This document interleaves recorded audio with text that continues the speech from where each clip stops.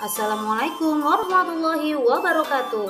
Saya Siti Ramadhani, calon guru penggerak angkatan 10 dari SMA Swasta Al-Maksum, Kabupaten Deli Serdang.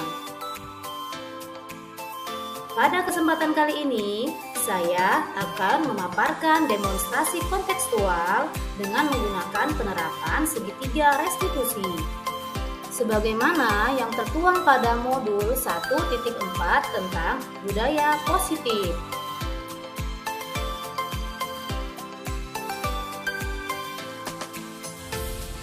Sebagai informasi, saya akan sedikit menjelaskan tentang segitiga restitusi. Segitiga restitusi adalah suatu proses dialog yang dijalankan guru atau orang tua agar dapat menghasilkan murid yang mandiri dan bertanggung jawab.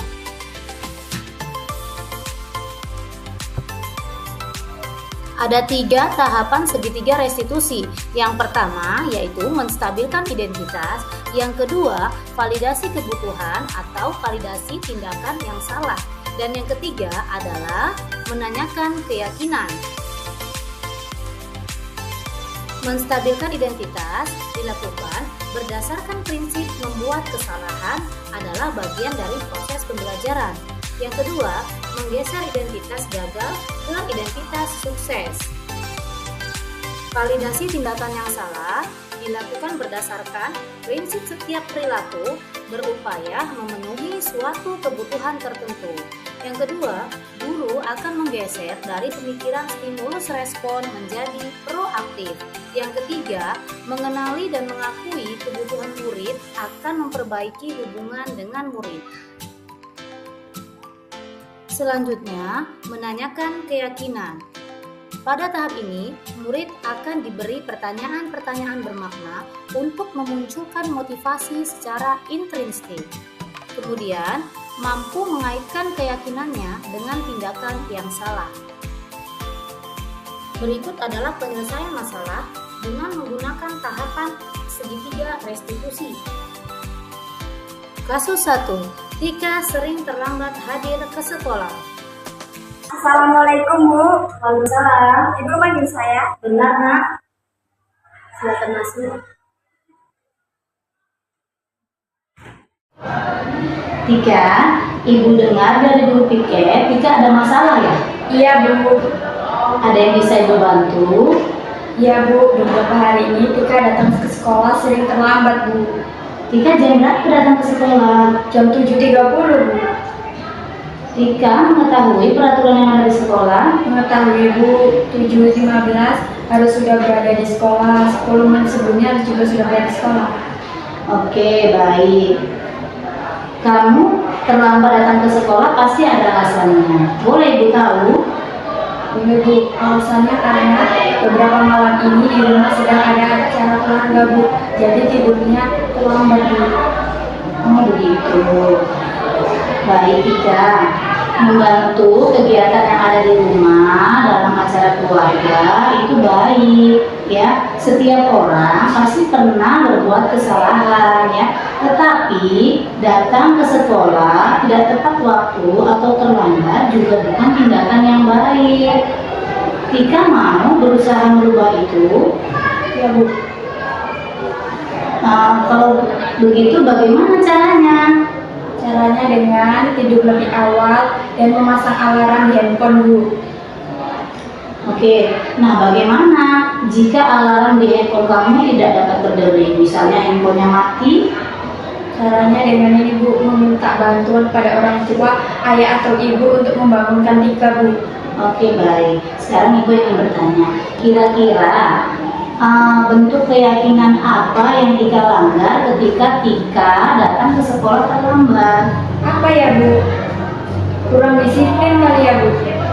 Benar, itu adalah tindakan kurang disiplin ya. Jadi mengharapkan ya tadi Tika sudah ingin berusaha untuk memperbaiki ya dengan cara yang tadi kita sebutkan, membunyikan alarm, tidur tepat waktu ya atau tidak larut malam, dan apabila handphone dalam keadaan mati meminta tolong orang tua untuk membangunkan Tika ya. Oke, baik Tika, ibu percaya Tika bisa melakukan perubahan ini dengan baik. Nah, untuk itu Terima kasih Tika atas kerjasamanya.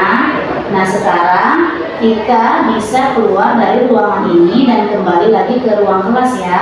Ya Bu. Makasih Bu. Assalamualaikum warahmatullahi wabarakatuh. Saya Tri Kartika Sari dari kelas 11 IS 2.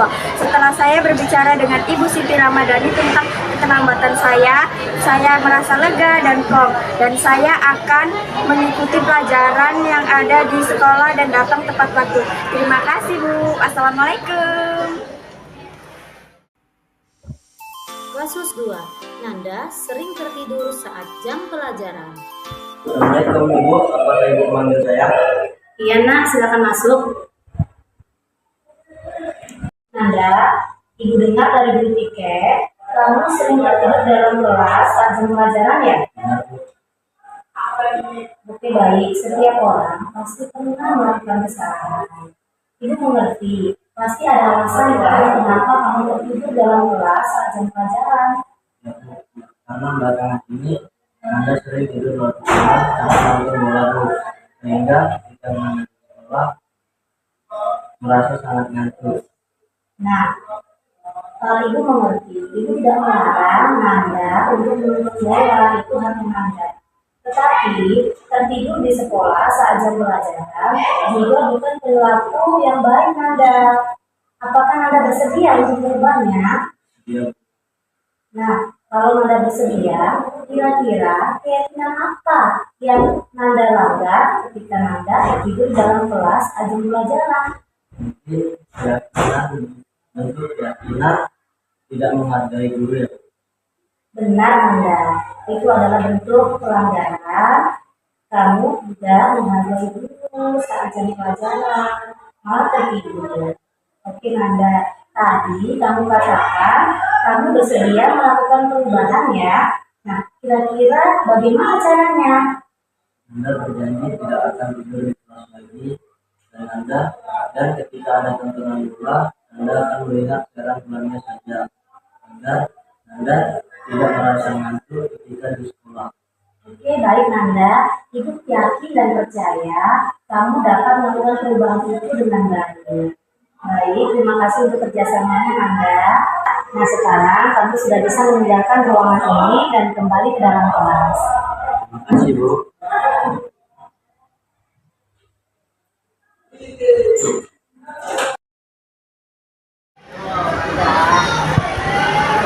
Halo, perkenalkan saya Nanda Winata, kelas 10-1 dari SMA Swasta Al-Maksum. Setelah saya berbicara dengan Ibu Siti Ramadhani, saya merasa sangat lega dan plong. Dan saya akan terus berusaha menjadi siswa yang lebih baik lagi dan lebih menghargai guru. Terima kasih. Assalamualaikum warahmatullahi wabarakatuh. Dadah.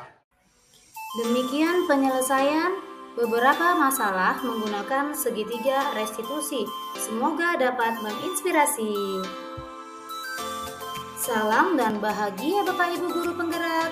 Terima kasih sudah menyaksikan. Wassalamualaikum warahmatullahi wabarakatuh.